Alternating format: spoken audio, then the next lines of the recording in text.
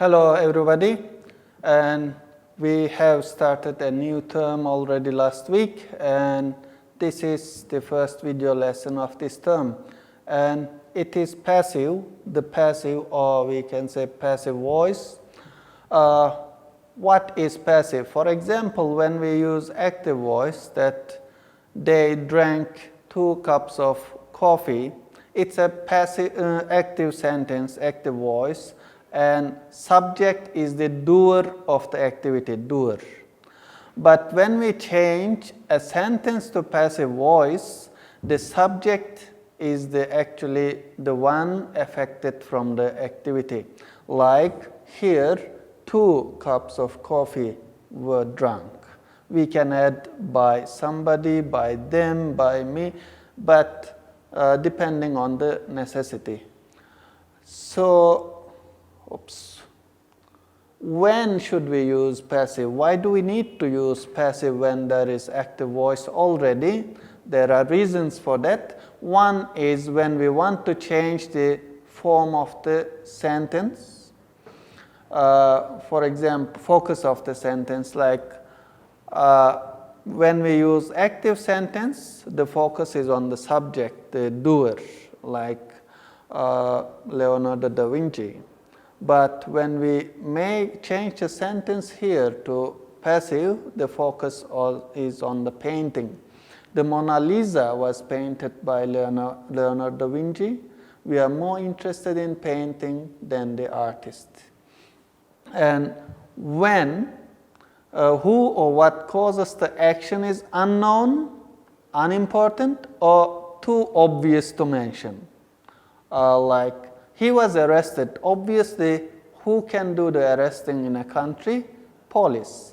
Right. My bike has been stolen. So who? Maybe somebody, but we don't know. And the road is being repaired. Unimportant agent or obvious agent, that only the road construction authority will do that. And or in the rural area, maybe the villagers will get together and do it. But the focus of the sentence is road is being repaired. The form can be obtained from the post office. This is like a notice in government offices or instruction. And in factual or scientific writing, when you are writing for your science reports, you mostly use passive voice. Like chemical is placed in a test tube and the data entered into the computer. So it's a scientific sentence and in passive voice. And in formal writing, instead of using someone, people, we can use how? Like just we ignore the doer and focus on the activity. The brochure will be finished next month. And in order to put new information at the end of the sentence to improve style, 3 books are used regularly in the class. The books were written by Dr. Bell. Dr. Bell wrote books sound clumsy, so we again use passive. And when the subject is very long, for example, I was surprised by how well the students did in the test. It sounds better than how well the students did in the test surprised me. So instead of a long subject, we prefer a long object in English. And how does the structure work? Here, few tenses given in examples. Sorry, it's getting big and big. First present simple, you see, I make a cake is made. Present continuous, I am making a cake is being made. Past simple, I made a cake was made. Past continuous, I was making a cake was being made. Present perfect, I have made a cake has been made. And present perfect, I've been making a cake has been being made.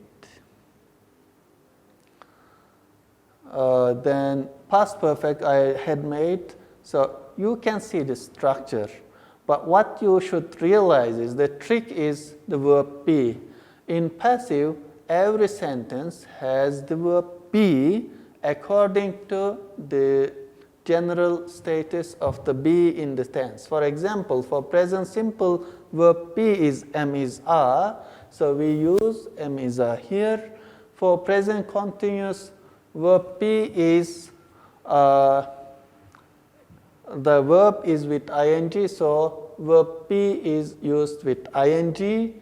And for past tense, past simple, the verb be is was, were. And for past continuous, there is an addition, be, ing again, plus was to make the difference here. And all the other tenses, you see, will, be. In the future tense, be is used like this.